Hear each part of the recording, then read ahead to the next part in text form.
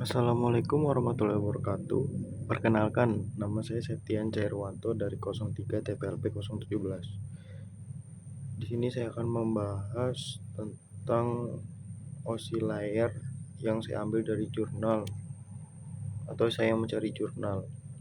Di sini saya mengambil jurnal yang berjudul Implementasi Firewall Mikrotik dalam Pembatasan Akses Situs Terlarang di RT atau RWNet.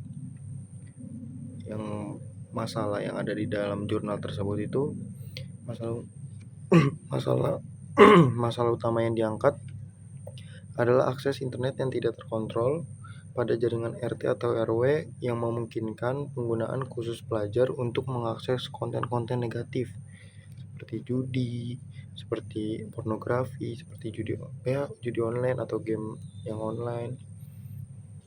Dalam mode TCP atau IP, masalah ini terutama terjadi pada layer aplikasi atau application layer karena berkaitan langsung dengan jenis layanan dan konten yang diakses seperti browsing situs web via HTTP atau HTTPS. Yang kedua itu layar transport. Akses bebas ini juga memanfaatkan port-port tertentu seperti port 443 untuk HTTPS yang seharusnya dapat dikendalikan. Dari inti masalah yang pertama ini, masalah keamanan dan pengaturan aksesnya bersumber dan tidak adanya filter atau penyaringan pada lapisan jaringan yang bertanggung jawab atau jenis layanan dan konten. Makanya dapat diakses oleh pelajar atau anak-anak. Terus yang kedua itu metode untuk memecahkan masalahnya itu yang digunakan memecahkan masalahnya adalah menerapkan firewall filter pada router mikrotik. Penerapan firewall ini bekerja pada beberapa lapisan model OSI layer untuk melakukan penyaringan yang komprehensif. Yang pertama itu adalah layer ketiga atau network layer. Firewall memblokir akses berdasarkan alamat IP jika alamat IP tujuan termasuk dalam daftar situs terlarang, maka akses akan ditolak. Terus yang kedua itu layer keempatnya, yaitu transport layer. Firewall memblokir akses berdasarkan nomor port, yang port-port umum yang digunakan oleh layanan game online atau via transfer file seperti port 6881 atau 6999 untuk torrent dapat ditutup. Terus yang ketiga itu layer application layer. Ini adalah metode yang lebih cerdas. Firewall menggunakan layer 7 protokol untuk mengenali pola dari trafik jaringan dengan menggunakan ekspresi reguler. Firewall dapat mengidentifikasi dan memblokir akses ke domain atau URL tertentu seperti Tokped, seperti Traveloka meskipun menggunakan koneksi terenkripsi atau HTTPS. Terus dengan menggunakan filter yang dari tiga tersebut, metode ini menawarkan solusi pembatasan akses yang lebih efektif dan sulit untuk dihindari. Jadi sangat sulit, kayak lebih bagus untuk anak-anak, pelajar atau yang di bawah umur. Untuk memecahkan dari yang ketiganya, untuk memecahkan masalahnya, untuk memecahkan masalahnya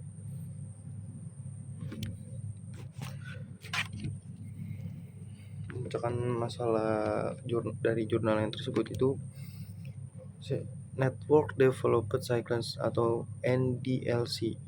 Tahapannya adalah kayak seperti studi literatur itu melakukan penelitian awal dengan mempelajari konsep firewall, keamanan jaringan, konfigurasi mikrotik, serta dampak negatif internet. Terus yang kedua itu perancaman skema jaringan atau membuat desain topologi jaringan RT atau RWNet yang akan diterapkan. Dalam hal ini menggunakan topologi star. Jadi kayak ibaratnya dari router ke memakai kabel LAN disambungkan ke laptop atau PC-nya. Terus yang ketiga itu perancangan sistem keamanan. Itu merencanakan aturan-aturan firewall seperti situs dan port apa saja yang akan diblokir, serta metode pemblokiran IP port atau layer 7 atau application layer. Terus yang keempat itu konfigurasi firewall. Itu adalah tahap inti konfigurasi dilakukan menggunakan aplikasi Winbox dengan yang pertama itu dengan layer 7 protokol yang berisi daftar regen pattern dari situs-situs yang diblokir. Terus firewall filter rules yang menerapkan aturan drop atau blokir untuk trafik yang sesuai dengan pattern layer 7. Terus seperti blokir juga alamat IP-nya dan port-port yang ditentukannya. Terus yang kelima itu ada pengujian awal seperti setelah konfigurasi dilakukan uji coba dasar untuk memastikan aturan firewall berjalan tanpa uji coba yang komprehensif berjalan dengan tanpa mengganggu akses internet yang diizinkan. Jadi yang nggak sembarangan kayak kita bisa akses tapi yang kita blokir jadi nggak bisa diakses karena udah diblokir sama kita. Terus yang keenam itu pengujian akhirnya melakukan uji coba yang komprehensif dengan mensimulasikan penggunaan atau anak-anak yang di bawah umur mencoba mengakses situs yang diblokir. Ya hasilnya dia nggak bisa buka sama sekali 100% dan nggak akan kebuka websitenya itu. Terus yang ketujuh itu analisis hasilnya, yang kayak kita menganalisis data dari pengujian untuk mengevaluasi efektivitas sistemnya. Terus yang ke-8 evaluasi, jadi kayak kita menyimpulkan keberhasilan dan kekurangan sistemnya, terus ditemukan bahwa metode ini masih memiliki kelemahan, yaitu masih bisa digunakan kayak seperti VPN atau dari pokoknya seperti VPN kita bisa kita hack lagi, kekurangannya dari situ doang. Jadi kalau anak-anak tersebut ngerti kayak gitu mereka masih bisa buka, tapi diusahakan dari yang sejurnalis itu ya nggak, semoga aja belum ngerti dia.